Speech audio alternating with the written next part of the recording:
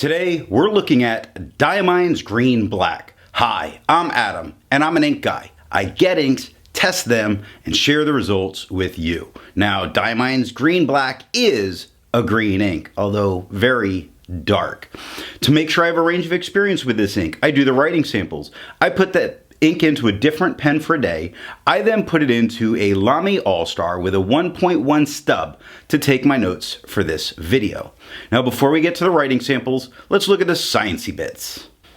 Up first is the chromatography, and I agree with Vita that I've learned a lot by doing multiple chromatographies. The one on the left is done the way it's supposed to be done. I put a line of ink down and immediately put it in the water for 10 to 15 seconds.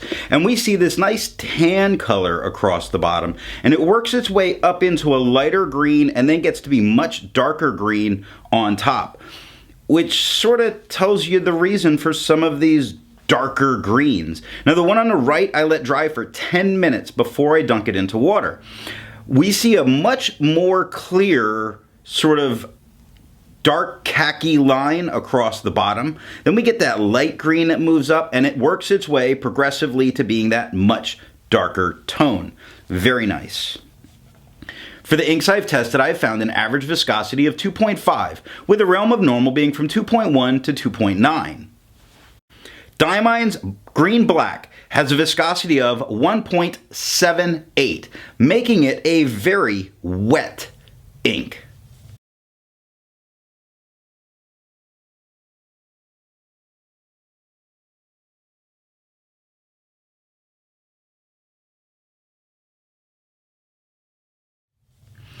To find my average dry times, I use my writing samples done with the extra fine and medium nib on Clairefontaine, Tomoe River, and Rhodia paper.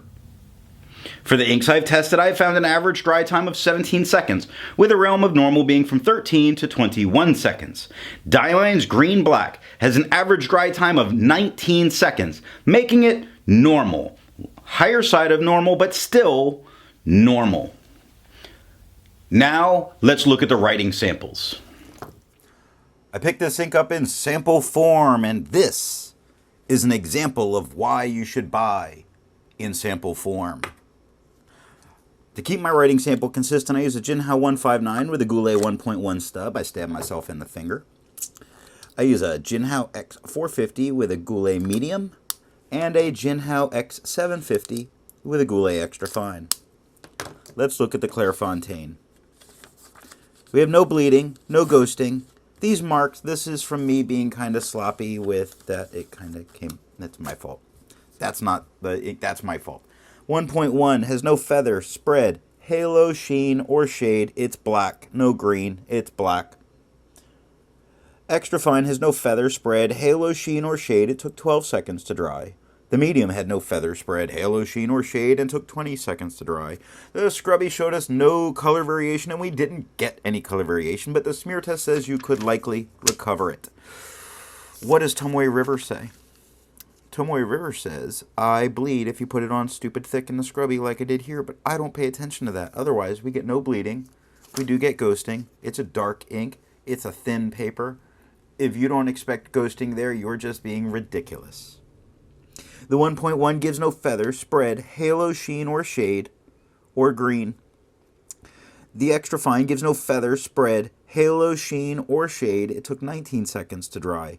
The medium had no feather, spread, halo, sheen, or shade. Took a whopping 46 seconds to dry.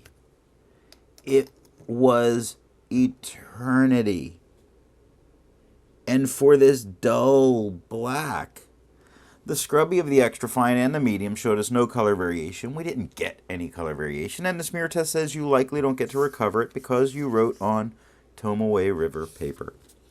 So, Rhodia. Now, that's not a bleed spot. That's a transfer because, as you saw with the Tomoe River, it took an eternity to dry. It had no bleeding, no ghosting. The 1.1 had no feather, spread, halo, sheen, or shade. Same with the extra fine, no feather, spread, halo, sheen, or shade.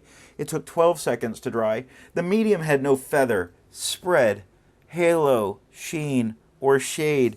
It's just so boring, this ink. And it's not boring because it's black.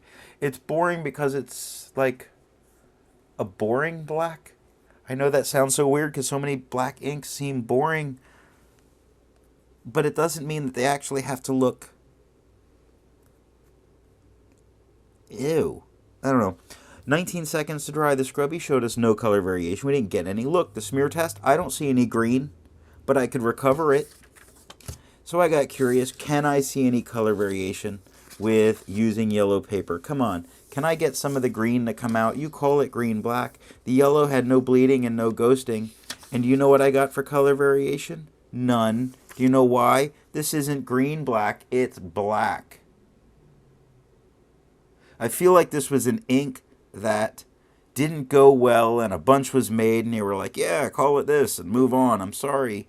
I know Robert Oster makes a lot of really good inks, but you know what? Sometimes you got to call one a loss, and I see this as a real loss, and I'm going to apologize to anybody who loves this ink, and if you love this ink, please correct me and tell me that there's someone that loves this ink out there, because this is ugly. The 1.1 had no feather spread, halo, sheen, or shade. Same to the extra fine. No feather spread, halo, sheen, or shade. 11 seconds to dry. The medium, no feather spread, halo, sheen, or shade. 17 seconds to dry. The scrubby showed us no color variation. We got none. The smear test says, yes, you can recover that ugliness. So we look at Leuchtturm paper, which gave us no bleeding. Some ghosting, not horrible. This is very manageable. The extra fine had no feather spread, halo, sheen, or shade. The extra fine had no feather spread, halo, sheen, or shade. And 8 seconds to dry. I think I said extra fine first. I meant 1.1 up here. It had nothing. The extra fine had nothing in 8 seconds.